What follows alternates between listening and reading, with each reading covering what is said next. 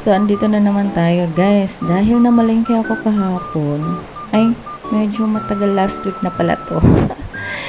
So, ayan guys. At tayo ay maglilinis nitong mga nabili ko. Let's go! So, maaga akong namalengke guys kasi sumabay ako papasok ni Nadine sa office. So, sumabay ako pero magkahiwalay kami ng daanan. So, mas maganda kasi mamalengke ng maaga para medyo mga fresh pa yung mga paninda, o diba? Kagaya ko fresh. Diba? So, yung nabili ko guys ay bangus, pampano, shrimp, tapos ribs na pork, at saka manok. O diba? Madami na yan guys, pang 1 week na stock namin. Minsan nga umaabot ng 2 weeks, depende guys. Ayan kasi dapat meron kasi kaming palaging laman sa ref para hindi araw-araw bibili ng ulamin, mag-iisip. Mahirap kasi dito guys sa Manila pag wala kayong stock sa ref. Hindi nyo alam kung anong ulamin nyo. Hindi kagaya sa probinsya na pwede lang kayong mamitas ng mga gugulayin, tapos partner ay tuyo, diba?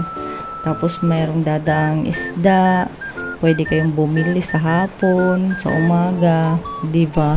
So, una ko na lang nilinisan yung bangus at saka pampano. Tapos, itong shrimp talaga yung pinakamatagal linisin kasi ginugupit ko talaga yung parang matalas na basta yung nguso niya, tapos yung mga paa niya, yung buntot. Tapos tinatanggalan ko dyan sa likod. Ewan ko ba, dumi ba yan? Or ano bang tawag dyan guys? Natatamad akong mag-google. So ayan, fast forward na natin guys kasi medyo matagal-tagal yan. At sunod ko namang nilinisan itong manok. At yung nabili ko palang squid balls. Dahil nung ginamit namin kagabi ay panis na, medyo masama na yung lasa niya. Diyos ko te, huwag kayong mag-display te kung medyo mapapanis na yung mga product niyo guys. Kasi naka-display lang yun lang kinuha ni ate. Tapos dapat doon pala siya kumuha sa naka-frozen. Ay, naku talaga tong mga to. Buti na lang hindi siya kamahalan. So, ito na yung finished product guys. So, hinihiwa-hiwalay ko talaga ng mga lalagyan kasi pag kunwari magluluto sa hapon, so ilalabas na yung lulutuin at lalagay doon sa defrost. Chares! Ayan na guys, ilalagay ko na sa ref.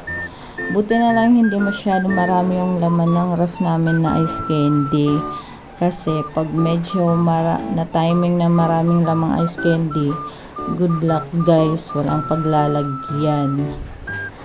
Yan na yung sinasabi ko. Meron pa kaming konting ice candy, mango. So buti na lang kasya pa yung mga baonan natin.